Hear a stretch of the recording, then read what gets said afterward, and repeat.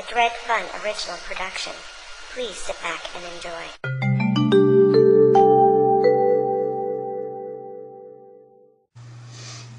Hey guys, time for another Dredfunn draws. This time I'm going to try to pull off Spider-Man in less than 30 minutes.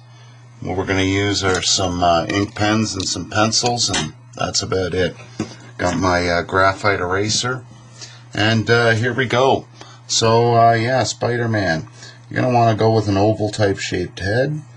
Lay it out rough, sort of the neck area here, and we're going to go with kind of the blocky, sort of blocky technique. We're not going to do anything too spectacular. We're not going to draw him bouncing around or anything, just a standard pose, real simple, real easy.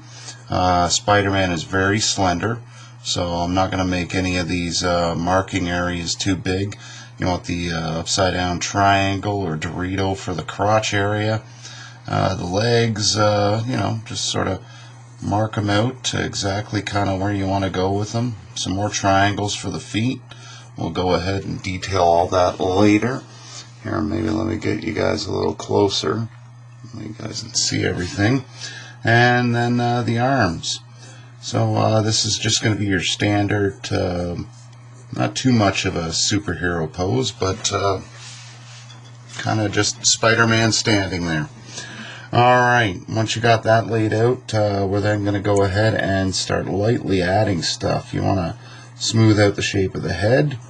Again, Spider-Man has that ovally type shape to his head. His eyes are large. I mean, you can play around with it the way I like to do them, kind of like this. He's going to be sort of half looking down, half not. Kind of rough way, the dark part that goes around there. Now the neck, he's got a thin yet muscular neck. You can sort of highlight some of those areas. The shoulder, the traps, we got the delts over here, the back of the tricep, the bicep, forearm muscles, and then for the hands we'll just sort of side view, kind of do it like that.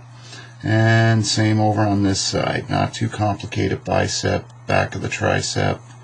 I guess it technically be the side of it, and again with the fingers sort of having most of it hidden in behind. Again, not really focusing too much on detail, just blocking everything out. Got the lat muscles, the sort of intercostals or whatever down in here, the hips, and then this crotch area. And then when it comes to the legs, he's going to have muscular legs, but he's not going to have big legs. And if you really want to highlight that, certain areas like the wrists and the ankles, good way to make those things look bigger is to make those thinner. Some guys go crazy with that, others pull it in. It's a matter of preference. For you at home, if you want to follow this step by step, this is how I approach making Spider-Man Dredfunn version. So there we go. We got pretty much Spider-Man. Takes less than 4 minutes to lay out the musculature. You can go in here and sort of highlight where you're going to put some ab muscles and whatnot, because again, this is all in rough. We're going to detail most of this with some ink pens. The knees are going to go right around here. You can see here where the knee initially I put it there, the socket area, and then I moved it over, just as you can see, you know, where it needs to go. Alright, now it comes to suiting up Mr. Spider-Man. He's got his spider here, 8-legged little creeper, boom, boom, boom, boom. I've been bitten by lots of spiders and never gotten spider powers. The gloves come up in here, and then this part sort of flares up and around the pec muscles and part of the abs, and it kind of becomes a belt here, right around the waistline. Not exactly, it's a little higher than most waists, but for Spider-Man, he pulls it off. Again, this sort of comes down into a sharp point. He's got some spider boots, and there you go. That's a nice, simple, easy Spider-Man pencil head to foot. Now you want to mark out kind of roughly where you're going to put the webbing. This is where it gets complicated sometimes. I like to just do the 3 up here. I go 1, 2, 3. This one will sort of be highlighted behind. 1, 2, 3. And then when it comes down to here, we start in the middle. That one goes 1, 2. And then as it starts to come over here, you want to flare out and around the muscles. See? Boom, boom, boom. Some you can mess around with the placement of it. Make them thicker, make them thinner. Again, that comes over here. The booties. They're going to go like this. Do. And it's a rough idea. I'm not going to go in there and super detail all the little lines right away. They go like this, though, if you would like to know at home. Boom, boom, boom, like that. I mean, there's different ways you can do it. A lot of people, some will go up and around the other way. Either way, that's the way I like to do it. There we go. Just strengthen up his jaw a little bit here. There we go. Now, the underside, or the blue part of Spidey's outfit, is a little bit darker. Some artists don't like to darken these areas. They like to leave it light. Me, I'm not going to add too much darkness. Just sort of a little bit of shading in here and to highlight certain muscles. Again, got the cap. And there we go. That is pretty much bang-o. That's all we need for that. Now we're going to go ahead and start inking. I'm going to use a 0.1 and a 0.5 micron pigment or Pigma archival ink. Waterproof. And again, we're going to go ahead and ink around the head. Careful to keep in mind which lines you want to ink on. Some people don't even like to ink their original pencils. Some like to do them in blue. Dude, whatever floats your boat. Whatever gets you there. Bang, bang, the neck muscles. Again here. Like this. And as I said, keep in mind that Spider-Man has got a very, very super athletic build. Like the ultimate in athletic build for a guy that's about, I don't know, between 160 and 170 pounds. I think he's like 5'8", 5'10". He is ripped to shreds, and it's something you can play with, something that I've always enjoyed with comic book characters in general, and especially Spider-Man, Batman, Superman, and the big ones, especially Hulk too. There's you get to draw a lot of this muscle. Alright, boom. We're doing the underside here. Connecting all these muscles that link. Sort of just outlining Spider-Man right now. Again, just focusing on keeping the line nice and straight. I mean, if you want, you can use a thicker pen. Get a thicker line. You can use a brush. Lord knows I use a brush often. Quite a bit. Excuse me. Or you can do it like this. For me, for this activity, for this project, I'm just going to use the 0.5 micron to ink the outlines. So there we go. We got the outline pretty much bang on. I'm going to go ahead and use this 0.5 to highlight where it is the red exists on Spider-Man's outfit. The belt sort of wraps around the muscles there. And we got this and that. And now I'm going to actually go in and sort of detail some of the musculature. Not much, but a little bit. That way I can keep in mind as I'm adding all these vertical lines here that I can keep in mind how I want them to shape. They're going to contour over his muscles a little bit. All these little things really do add up in the end when making a drawing look good. There's lots of ways to draw Spider-Man. There's the realistic approach. I mean, the non-realistic, whatever. It all works in the end. Okay, that's looking good. I'm going to switch up to my 01, which is a much finer one. I'm going to go ahead and ink in our spider. It's got that head and the body, and then these legs sort of follow each other up and out. Nice and easy. Alright, now I'm going to go back up to the head. Sort of highlight where I want to put the white parts of the eyes. And then I'm going to come back in where I'm going to darken it. Actually, we'll just go ahead and darken it anyways right now. Leaving a little part there to sort of highlight.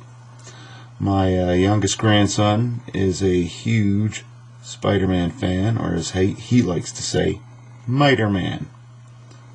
He loves him. Loves him more than my son loved him. He was a huge Spider-Man fan, dressed up as Spider-Man, I think 3 years in a row for Halloween. Huge into Spider-Man. Okay, there we go. We got those vertical lines that spread out from kind of not where the nose is, but I guess in between the eyes, because technically the human head would look rather different in a mask like this. But Spider-Man, for whatever the reason, is drawn this way, and it's one of those creative interpretations. Again, we're following just a rough guide for where the lines go. Now, here's where it gets tricky. You want to start in the middle. At least that's where I like to. And again, keeping in mind kind of where these muscles are sort of flaring out. And again, bringing it down and around. This one you're not really going to see all that much, and there we go. Going to do the same thing on this side. It's going to start to sort of flare out a little bit, and then turn, then you bring it down and right to the palm. Well, right to the fingers. You can go ahead, and Spider-Man's fingers are just a series of, I guess it's ribbing. That's kind of what it looks like. At least that's what I call it. Nice and easy. There we go. Add a few more here. And now it's time to add in the lines. These ones are the ones that are going to stretch down here, so just start here. And this is the tedious part of drawing Spider-Man. Any spider artist worth his weight in salt has done this to the point of nauseam. As a kid, my ADHD, or whatever you want to call it, on occasion got too much, and I couldn't quite control it, and I would just sort of hack at this part, back and forth really fast. Screw you, Spider-Man. That's all you're going to get from young Dredfunn. Anyways, yeah, you're just sort of doing this webbing, following it down, keeping in mind that they're always going to sort of bend up in an upside-down frowny face, just because that's how it extends. I guess I imagine the whole costume, like a spider's web, is going to be the center point and spill out from there. Again, adding these ones, keeping in mind where the original ones were, because they all link together.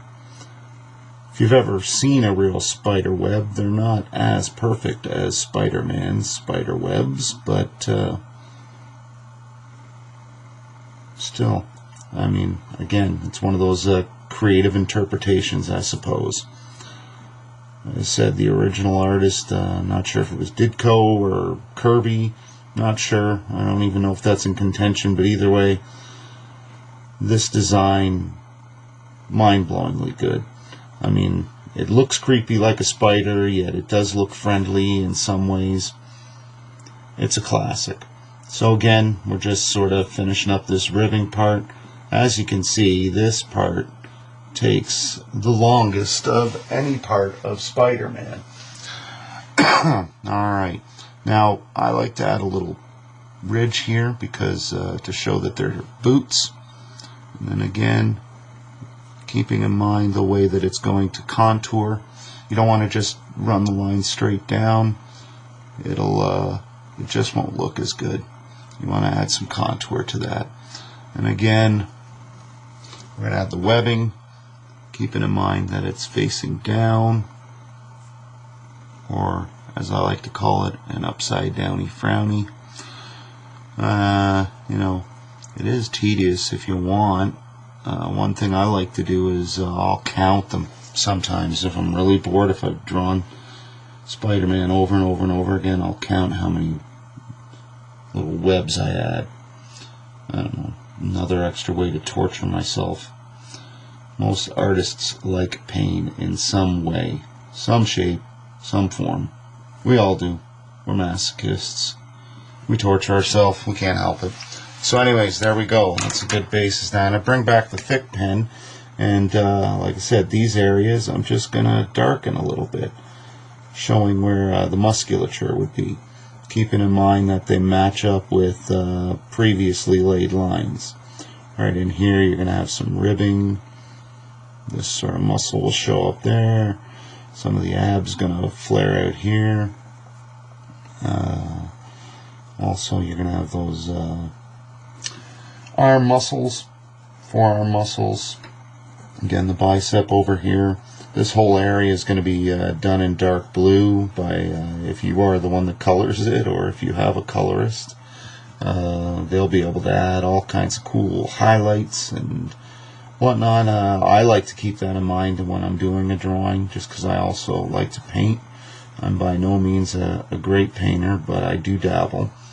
Alright, when you come into here, as I said, most of the time it just sort of shows some creasing, just because it's the way I guess a leotard would fit. I don't know if technically this is a leotard, skin tight clothing of some kind. As you see, again, just sort of darkening this underside here, and then adding a few lines. Careful to keep in mind where I've put previous lines, that way it doesn't look weird. You don't have odd bumps and muscles that don't actually exist in the human form. That's what would always tick me off about certain comic book artists. You know, the artwork would be great. They spent a lot of time laying out the frame, and it was nice, but you know, they just didn't put in the extra time to make it, bring it to that next level of realism. So there we go, adding a few little minor details. We're coming up on well, almost 20 minutes, so we've got some time to add some hashtags, but we got some time to add some cross-hatching. So like I said, if you've paid attention to my channel, I like to do the single layer and then come back over it, keeping in mind that this is going to sort of give anybody that's coloring this an idea of certain areas that you're going to want to darken. You can sort of add some lines here to help with the nose. Like I said, with the hatching, I like to go straight across and then come back at a, I don't know what the angle would be, but technically it's opposite or opposed to the angle that I previously laid it down. Like I said, it's just it's a nice touch. It adds a level of pop to your drawing, makes it stand out. I mean, you can go into super detail with all that. You can add some other lines like this, vertical lines going down to detail certain parts of the muscle. I said this will all be colored and highlighted, or highlit, whatever you want to call. You can sort of lay out a line here and darken that just to show that Spider-Man's neck is, his chin is sticking out from his neck. There you go, in less than 20 minutes, to be precise, you too can draw a wicked Spider-Man drawing. Mind you, it's going to take a little bit of practice, I'm sure. But anyways, there you go. Here we'll do the final touch. We'll pull out the graphite, keeping in mind that I've spit all over this page. I don't normally talk when I draw. This is something that I'm doing to help practice you know, I have a problem with drawing in front of people. Not like individuals, but like a large group or people that might be, you know, might distract me.